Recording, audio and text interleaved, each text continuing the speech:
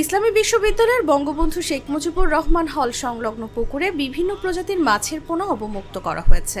রবিবার দুপুরে হলটির উদ্যোগে মাছের পোনা ছাড়া হয়। এ সময় প্রায় ১০০ কেজি মাছ ও পোনা অবমুক্ত করা হয়।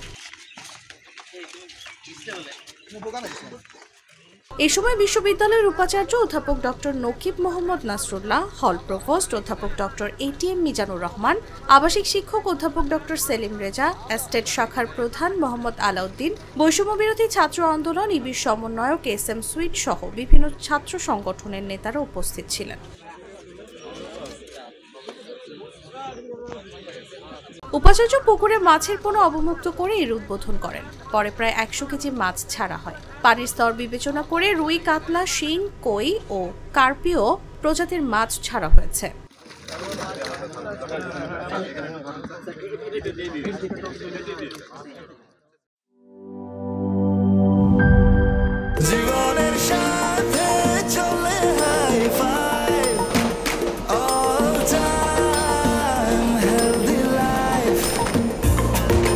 জার্নিতে স্বাস্থ্যকর all time family cake, all time healthy life.